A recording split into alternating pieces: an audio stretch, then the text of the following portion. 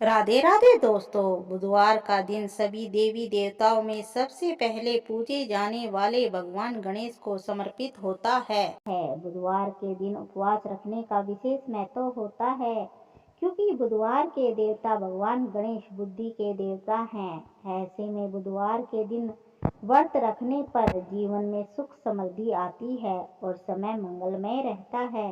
ऐसी मान्यता है कि जो भी व्यक्ति बुधवार के दिन व्रत रखता है और पूरे दिन भगवान गणेश की साधना करता है, उस व्यक्ति के जीवन में कभी भी धन और धान्य की कमी नहीं होती है। आइए जानते हैं बुधवार व्रत की कथा। समतापुर नगर में मधुसूदन नामक एक व्यक्ति रहता था। वह बहुत धनवान था। मधुसूदन का विवाह बलरामपुर नगर की एक सुंदर लड़की संगीता से हुआ था। एक बार मधुसूदन अपनी पत्नी को लेने बुधवार के दिन बलरामपुर पहुंचा। मधुसूदन ने पत्नी के माता पिता से संगीता को विदा कराने के लिए कहा। माता पिता बोले, बेटा, आज बुधवार है। बुधवार को किसी भी शुभ कार्य के लिए यात्रा नहीं करते।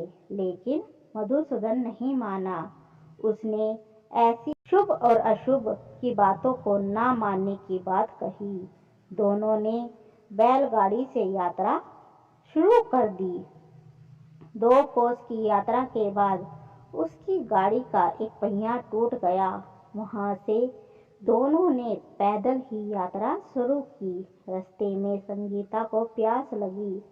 मधुसूदन उसे एक पेड़ के नीचे बैठाकर जल लेने चला गया।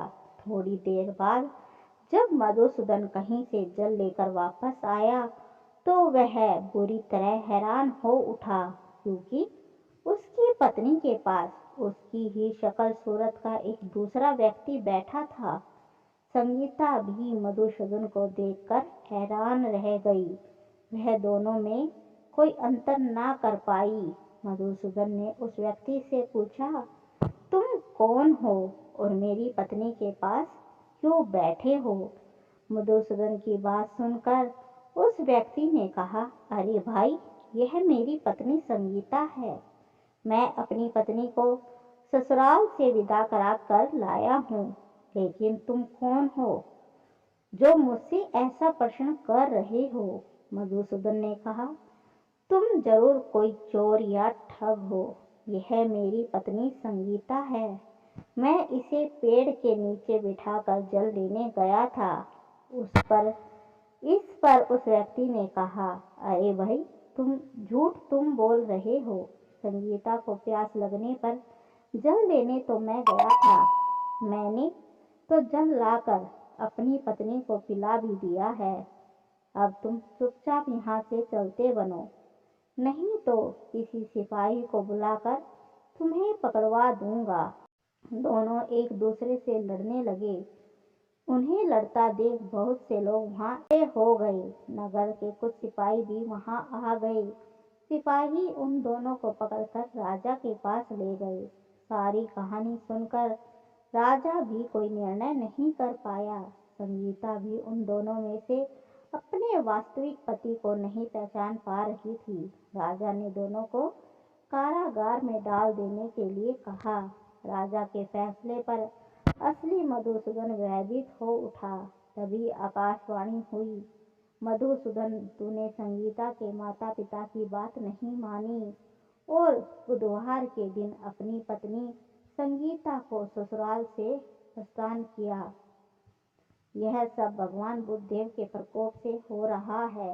मधुसूदन ने भगवान बुद्धदेव से प्रार्थना की कि हे भगवान बुद्धदेव, मुझे क्षमा कर दीजिए। मुझसे बहुत बड़ी गलती हुई। भविष्य में अब कभी बुधवार के दिन यात्रा नहीं करूंगा और सदैव बुधवार को आपका व्रत किया करूंगा।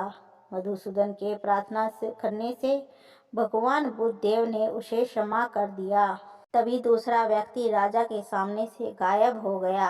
राजा और दूसरे लोग इस चमत्कार को देखकर हैरान हो गए।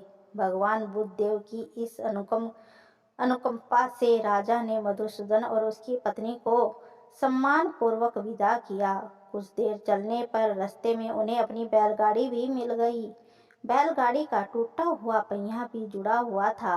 दोनों उसमें बैठकर समतापुर की ओर चल दिए। मधुसूदन और उसकी पत्नी संगीता दोनों बुधवार को व्रत करते हुए आनंदपूर्वक जीवन यापन करने लगे। इस तरह भगवान बुद्ध देव की कृपा से उनके यहाँ खुशियाँ बरसने लगी। धन्यवाद दोस्तों। अगर आपको यह वीडियो अच्छी लगी हो तो हमारे चैनल को सब्सक्राइब कीजिए, लाइक कीजिए, शेयर कीजिए।